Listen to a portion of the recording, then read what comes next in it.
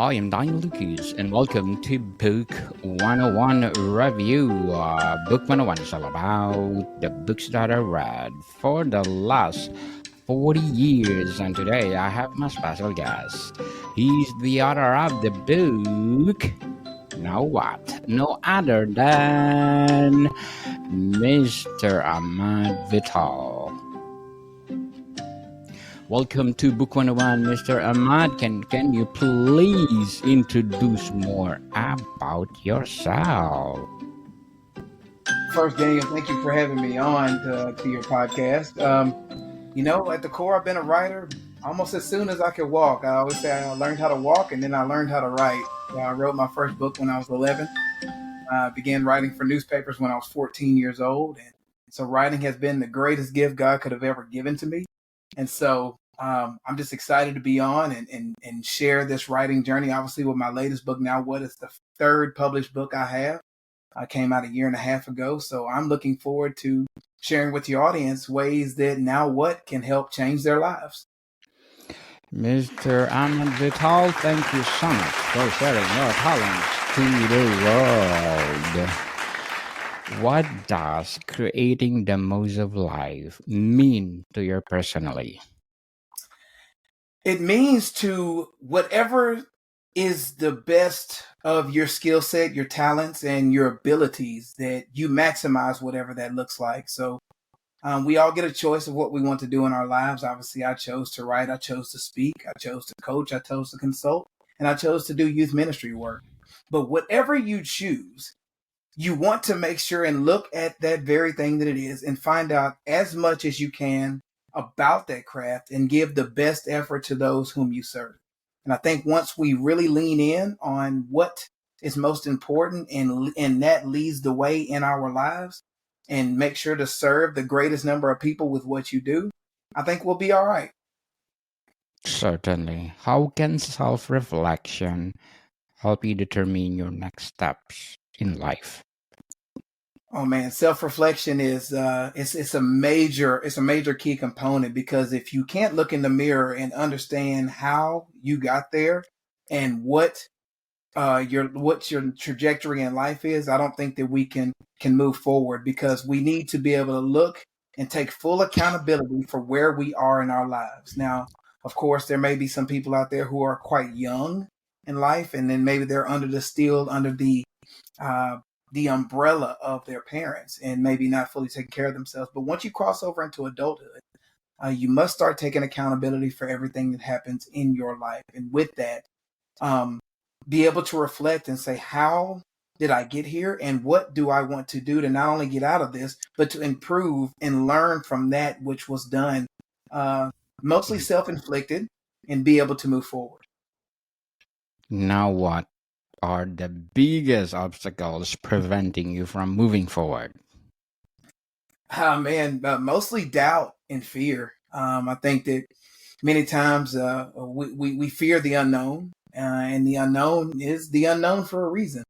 And once we can overcome the fear of our own reflection, the fear of our own self-doubts, we can move forward. And the main thing is just to own up to it. Hey, I fell short in what I was trying to do.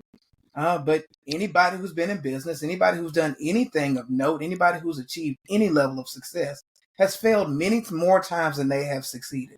And so once we can look and reflect and say, okay, here's where I may have gone wrong. Maybe it's time to start moving a little bit differently and take accountability and move forward. And I'm going to be using that word accountability quite a bit this evening, because I believe that a lot of times we don't want to look in the mirror and we don't want to take account for what we've done and how things turned out. And Daniel, if I'm honest, sometimes you can put your best foot forward and do all the things that you're supposed to do with a particular situation, and it still doesn't turn out. You still may end up losing out in that. That's part of the process as well. Sometimes your best isn't good enough, and so we have to go back to the drawing board and try something new. Try something new. Very well said, Mr. Ahmad. Very well said. So, now what? How can understanding your core values shape your decisions? Your core values typically are the things that I like to call non-negotiables. Maybe you have certain habits and certain things that you do every day. For some people, it might be waking up and praying every day. For some people, it may be running 3 miles a day. For some people, it may be reading to their children before they leave home. Whatever those non-negotiables and those core values you have in your life, that becomes the why. That becomes the fuel of your life. And I think once we stick to those core values and we stick to those things that are near and dear to our hearts, life will produce more for us because we are staying true to something that is gratifying. We're staying true to something that is altruistic. We're staying true to something that has needed value and serves the needs of others and also brings fulfillment to ourselves. And once we live with a heart to serve and a heart to give, and we are living that out in real time every day of our lives and with those values, I believe that life can bring more fruit to bear for us, and that we can do a lot more amazing things with our lives. Amazing things, people. So, what strategies can you use to gain clarity for your goals and purpose? Well, first and foremost, and I know this might be foreign to some people, but you have to write things down. I know we live in a digital age. We have iPads, we have iPhones, and we have so many different speak to talk type of mechanisms out there. And of course, AI is out here now, and that's been a major boost to our productivity. But pen to pad and pen to notebook, pen to composition book, I think that is still a great medium to use to be able to get your thoughts out. Because sometimes we have so many technological things around us. Sometimes we just need to get away and get alone with our thoughts to be able to really hone down and write down, like, what is it that I want? Now you can transfer it to typing and to something digital later, but I think just to start off, just a pen, your pad, and just, outside air can just get us started with on a many of things. And I really hone in on that very much so, where it's just like, go out and touch some grass, go out and get some fresh air, get some vitamin D in your system, and just get outside and just write, just reflect, just unload all your thoughts, journal, all these different things. And people say, what do you journal about? Whatever comes to mind. Now, if you're trying to sift through a particular issue, then yes, you want to go write all of those things down as well. But sometimes we just need to just write just to have a sense of freedom, a sense of coming out and just knowing and getting some thoughts out of our head and on the pad. And so then you have kind of that, what I like to call that circular motion. You think it, you write it, and then you read it, you recite it to yourself, and then it comes back to you, full circle from pen to pad to back to your mind to reciting it to hearing it. And all those things are beautiful, but it all starts with pen to pad and writing things down. Yes, journaling, people, is highly recommended. So, how does your mindset affect your ability to take action? Ooh.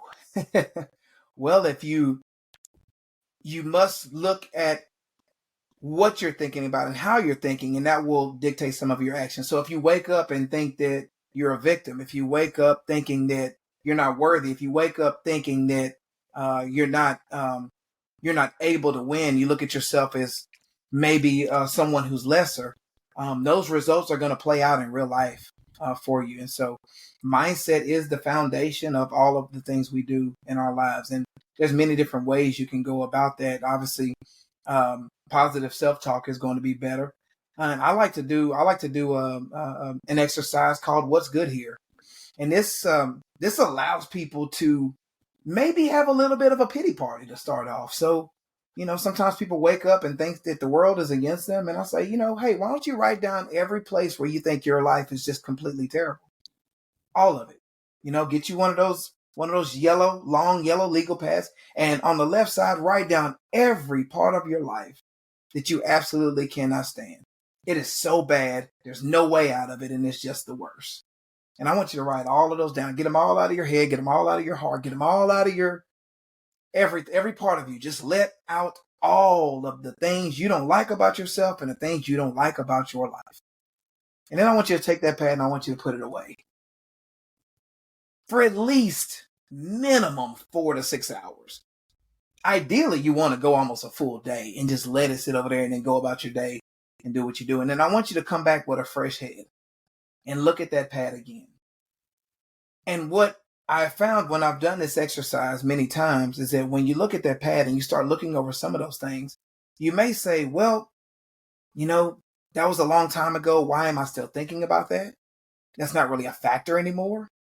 And then you may look on it and say, that's really not so bad. And that's not really something that has any real life application in my life right now. I've not spoken to that person in 4 years. So why am I still thinking about that? That incident happened. So why am I still harboring all these negative thoughts towards things? And it just puts you in a place where it's a starting point. It's not the tell all end all. Obviously, if you need some help for some level of mental stress or anxiety, depression, or any of the things on that spectrum, please go see a licensed therapist, a doctor, or somebody to be able to help you through those things. However, start off with just unloading all of the things that you believe are wrong with you. And I think over time, when you look at it from a fresh perspective, after you've allowed your thoughts to unload and come back and look at it again, you may find that more than half of those things aren't really much of a factor in your life, and that you can probably move forward from a lot of those. So, Mr. Ahmard, what are some limiting belief holding you back, and how can you overcome them? Failure, and failure, and just a lack of confidence. Sometimes you just take a lot of losses in life, and maybe you feel like every time you try to attempt something, something bad happens. I wrote this book right in the middle of COVID. And so I was hearing all the cries of different people over many different things, whether it was something socioeconomical, whether it was something health wise, whether it was something political, whether it was something, spiritual. There were a lot of different battles going on during that late 2019, 2020 to 2021. And I wrote the book on the strength that there were so many conflicting ideas coming through from so many different people, from so many different facets. And I listened to it from all sides and from all different types of people. And I just had enough of it. And there are so many things that we can do to move ourselves forward. But the main thing is to let go of that which is holding you down. And most of the time, what's holding you down is the person in the mirror. And we don't like to bring that up because we like to blame society. We like to blame our race. We like to blame our parents. We like to blame teachers. We like to blame, our jobs, our careers, or whatever. At the end of the day, you show up to you every morning. And when you can look at you and say, okay, what do I want? And then you start putting the plans together. You start to reflect, you start to decide, you start to plan, you start to act, and you start to seek, and put all of those things together and make something of nothing to become something new. And so many times people are discouraged by these things, and rightfully so, because life it's not a cakewalk. It's not easy. Being successful is not easy. Being a great parent is not easy. Changing careers is not easy. Rededicating your life to your faith is not easy. However, all of those things are fulfilling. All of those things have foundation. And when we focus on those things, that becomes the purpose, that becomes the fuel, that becomes the why, that becomes the what is needed every morning to push you through each day. Because failure is going to continue to come. But it's our bounce back, it's our reaction, it's our, never say ending fight that pushes us through to the other side. Certainly. How to handle our setbacks. And sometimes we blame God. Well, so how can gratitude and positive thinking help you create the most of life? The positive thinking. Well, I believe that aside from love, that gratitude is one of the greatest virtues, greatest attributes you can live with, because so many times we wake up and we look at life through a particular lens, and we start looking around and thinking that, well, life isn't going as well as it should. But as you were saying, like, for someone who's blaming God or blaming whoever, blaming their parents or whomever, my outlook on this is that every morning I awaken is a gift from God. That's the way I see it. Because to have life means you have an opportunity. And if you have an opportunity, then that means you have an opportunity to win. Now, the opportunity, looking at everything that you're grateful for. I mean, I used to do a keynote back in the day called Wake Up a Winner. And that was a whole keynote on how to utilize gratitude every morning in your life just by walking to your restroom or your bathroom every morning. And I would do a I don't know how far people's restrooms are from their beds, but it was like once your feet hit the ground and you say thank you for every foot that hits down, you start with every step reciting, thinking, acknowledging something you're grateful for. Wow, I have a home. Wow, I have central heating and air. Wow, I have a beautiful family. Wow, I have a job. Wow, I have reliable transportation. Wow, I have the ability to communicate with others. Wow, I have awesome friends. Wow, my coworkers love me. Wow, I love my pets. Wow, I mean, just so many different things. And when we can get to the point where you're looking through the lens of gratitude, then now it dissolves all of the what's not working and be grateful for what is. And first starting with anything else is the gift of life. Because without life, you are no longer here. And so I want us to sort of look at gratitude at a very, very fundamental level. People might say, well, that's not that big of a deal. Life is a big deal. Having a family is a big deal. Having a roof over your head is a big deal. Not living on the streets is a big deal. Having the ability to see, to read, to act, to speak, to engage, to love, to hug, to acknowledge, to say hello. All of those things are something to be grateful for. And I think we always think that it's supposed to be something large, like some kind of achievement or some sort of car we buy or some house or these different promotions at the job. You have a job. That's a grateful thing. You have the ability to write. You have the ability to do so many different things. That's why when people put together gratitude lists, if they're being absolutely authentic, there's so many things. I guarantee you, if you and I went popcorn back and forth, we could probably fill up 2 or 3 notebooks with things to be grateful for. And I want people to think from that level. And when you do that, your outlook on life, your outlook on engaging with other people, your outlook on the different things you're striving for in life will completely change when you take that aspect of life and focus on the good in your life as opposed to what's not going well. Certainly, and stop complaining, people. Count your blessing. Count your blessing, people, and stop Absolutely. complaining. So, Mr. Ahmad, what would be your advice for those people out there who want to create the most of their life? I think we just came off of it. Be grateful right where you are. Be loving. Be grateful.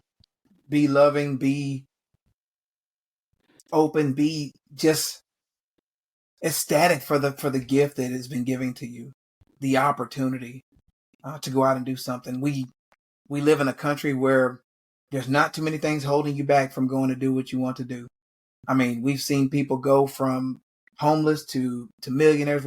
Saw people go from meager beginnings to having an empire. I think we just need to just sit down and focus and write things down and decide what is it that you want. Now, understandable. Some goals are going to be completely far-fetched and may seem a little out of bounds, but I guarantee you, there's steps and there's a process to be able to get where you want to go. And typically when I lay out with people, I tell them to put their goals down in every area of life, and I say, okay, what do we have here? And you look at it and say, okay, this is a doable goal. This is probably a 3-year process. This is a 1-year process. But there's steps you can do, right? Let's just say you want to go to school to be a dentist. Okay. What does that entail?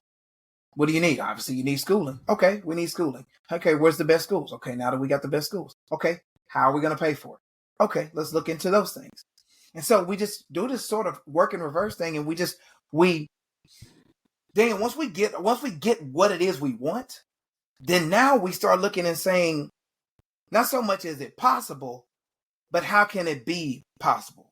What are the micro steps to lead to the larger steps to get where we're trying to go? And where there is no vision, people perish. And so you have to write things down, and you have to get it out of your head and on the paper and lay it out and say, okay, tomorrow we're doing this. Tuesday we're doing this. Every Wednesday we do this. And the interesting thing is right now I'm actually going through that process because I'm looking to retool my business. I'm looking to reset some things and open up to some new markets with what I'm doing.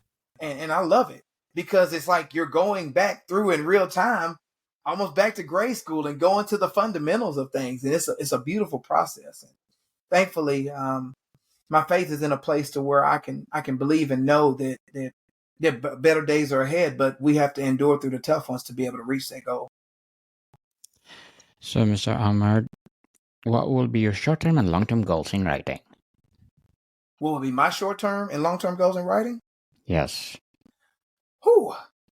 Right on the spot. So my short-term goals would be to get my my speaking platform, my one sheet, my press kit, to get that all updated.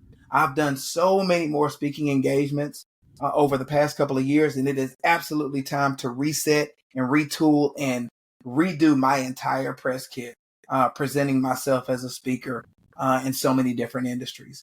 I've grown so much in the past couple of years, and I need my marketing now to reflect that.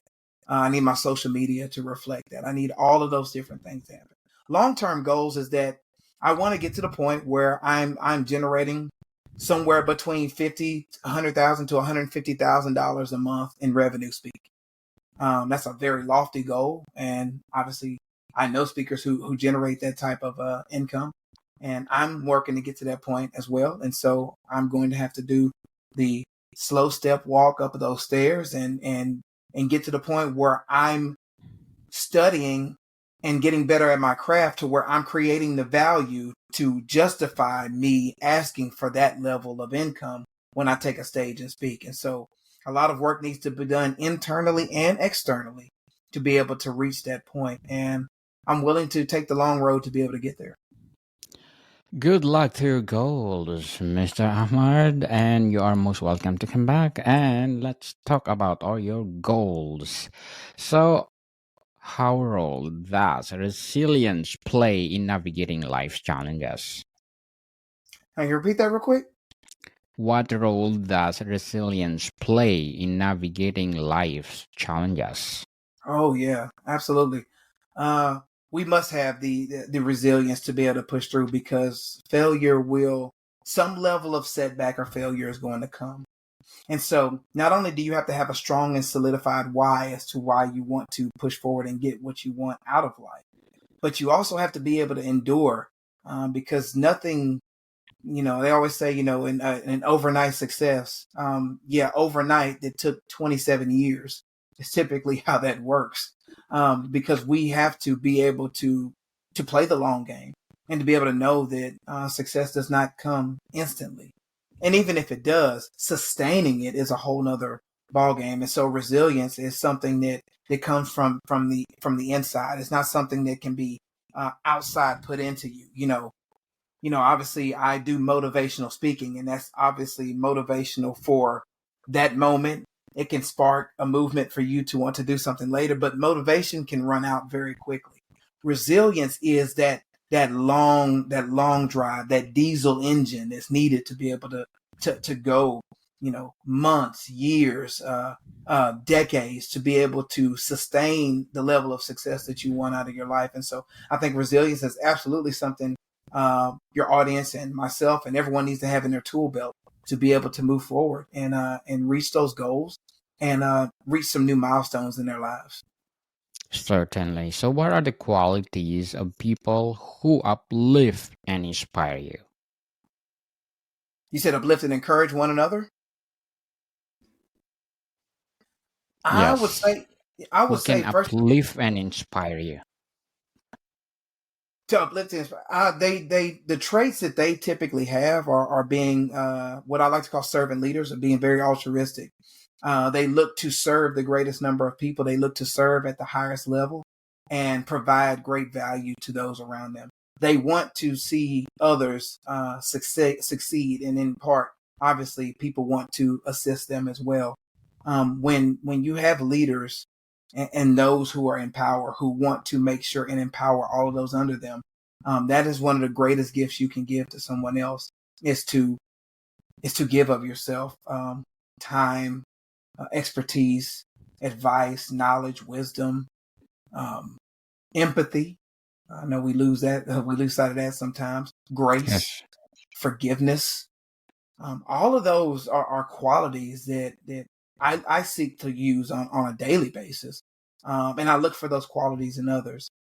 People who look to lead with their heart and lead with their and lead with an idea of servant leadership. To me, is one of is a great attribute, and I like working with and like becoming that type of leader myself. So, Mr. Ahmad, to before we wrap up our discussion today or tonight, I'm inviting you to please do listen to my other podcast, Food 101, and its fifth season with my co-host, Chef Alessandro, one of the executive chef in one of the five-star hotel in downtown Toronto. Please do listen to our latest episode. We read all of our letter senders all over the world. So, Mr. Ahmad, what role does giving back or helping others play in your journey? For me, it is the fuel. Um, One of the things that my company and all of my team members do when we are on the road to go speak, one of the things that we require as part of the contract, that once we have closed the deal, is that the company or the organization or the school or whomever is putting everything together needs to find me a community service project to do while I'm in that city, town, or country. So we'll go speak. We'll do all the things that we're called to do at that for that organization or for that company. And we typically either come a day earlier or stay a day later to give back. Last time we were in Austin, Texas, we teamed up with a group called Front Steps that helps house homeless people. And so we traveled to about 4 different sites, passing out toiletries and passing out food, passing out things that they'll need when they're on the streets, and not being able to find housing. Um, when we've gone to other places, when we were in Africa, when we were in Zambia, we went to a primary school out there where very impoverished, and we went and spoke to every grade level of kids there, all the way from the kindergarten all the way up to the middle school that was there. And my organization and those who work with me and for me, uh, we almost enjoy doing the community service more than we enjoy doing the event that we're actually being paid to do. They are on equal playing fields. And so me giving back, me serving in whatever capacity. I mean, even you just made me think of when we went and spoke at chapel as the Salvation Army in Tyler, Texas. We went into that room not even knowing what was going to happen, because basically the chapel is open to everyone. So random people off the street can just come in and just sit down and take in a message. And we delivered a sermon in front of people who were dealing with all sorts of addictions, whether it was drugs, alcohol, divorce, um, yeah, abuse of every type of substance you can think of.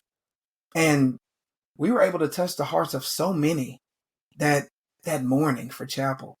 Um, I have to say that those types of situations absolutely move me in a way that I barely can describe, but with the words of how much that touches me to be able to give back to those people. And I always walk away with a level of fulfillment, knowing that we're giving back to those less fortunate, because that's what we're called to do.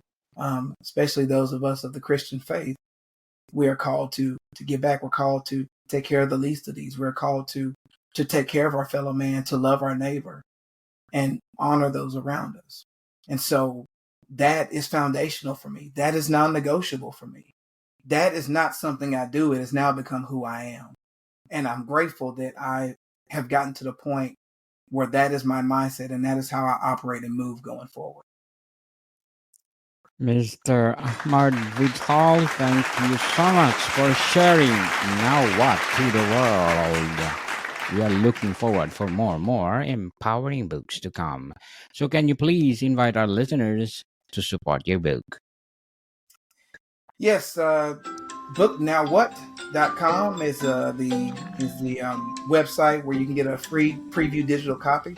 We'd love for you to go on any of the 33 different platforms that my publisher has made available to be able to buy the book. Whatever is your favorite one, by all means, you can go on there. We have those books are available. They're able to be picked up, and we'd love for you to get your own copy. And if you have any questions about it, you can definitely find me at AhmardVital.com. And if you need to email me, it's info@AhmardVital.com. And we'd love to hear from your listeners.